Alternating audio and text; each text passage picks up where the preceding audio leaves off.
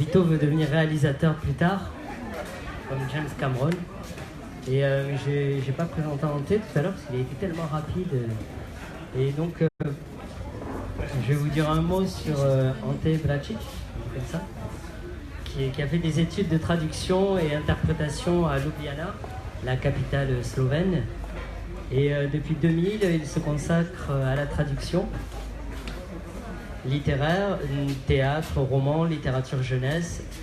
Et il a collaboré avec plusieurs maisons d'édition, notamment Beletrina, qui est une maison assez connue. C'est le Gallimard slovène, je ne sais pas. Et puis le ministère de la Culture, et puis des théâtres comme le Théâtre National de Maribor. Il est également auteur d'articles critiques qui apparus dans le magazine Literatura. Depuis 2010, il vit à Paris, figurez-vous, où il poursuit sa carrière de traducteur, en se consacrant également au théâtre. Et au théâtre, donc, il a fondé une compagnie qui est la Compagnie Internationale. Et qu'est-ce que tu fais dans cette compagnie? Que fais-tu dans cette compagnie?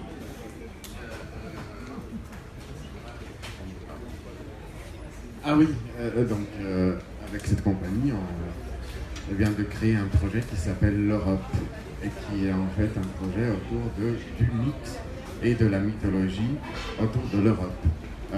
Et ce projet réunit les artistes venus un peu de tous horizons, de tous bords. On a des comédiens de Turquie, d'Espagne, moi de Slovénie. Il y a des francophones aussi, des Français évidemment. Voilà, donc c'est un projet assez haut en couleur, en tout cas. Oui. Merci beaucoup, on va t'écouter maintenant lire.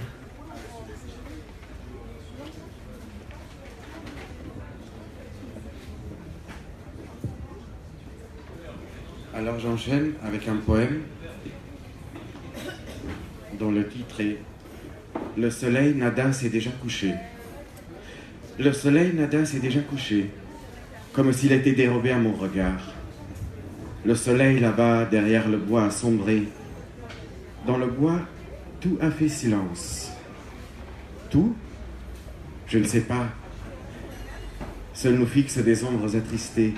Seules les fleurs dans le noir sont parfumées. Sens-tu les tulipes saigner? Je voudrais pleurer, mais je ne dois pas. Sonce nada je že ugasnilo. Sonce nada je že ugasnilo. Ko da skrilo je mojim se očem. Sonce tam za gajem se je potopilo. V gaju je utihnilo vse. Vse? Ne vem. Samo sence otožne strmijo. Samo rože v temi dehtijo. Čutiš? Tulpe krvavijo. Jokal bi, pa ne smem.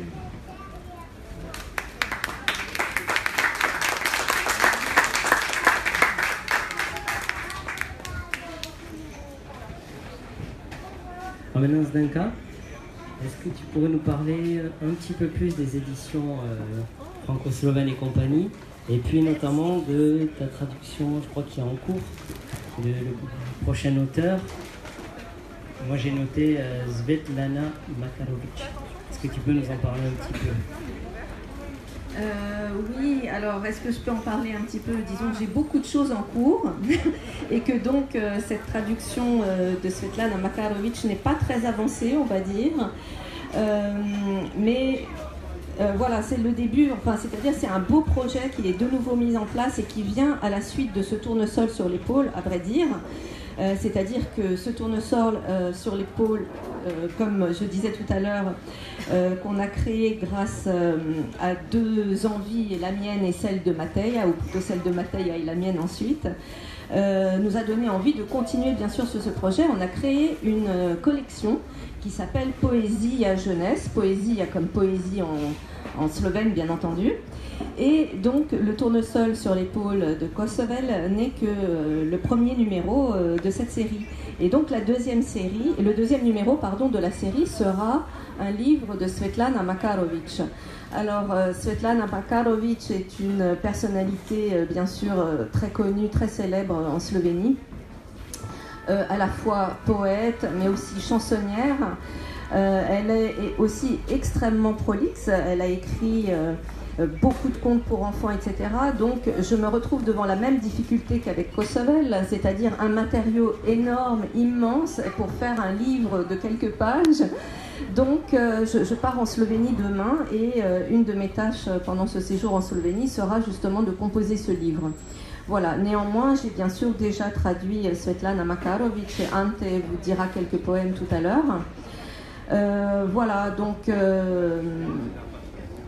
en gros, c'est ça, en tout cas pour ce qui est de la poésie. Bien sûr, il y a beaucoup d'autres projets en cours aux éditions franco-slovènes, notamment un beau livre qui est un livre aussi d'une écriture poétique quelque part, qui est celui de Veno Pilon, très grand artiste slovène, et dont je vais publier le livre en 2020.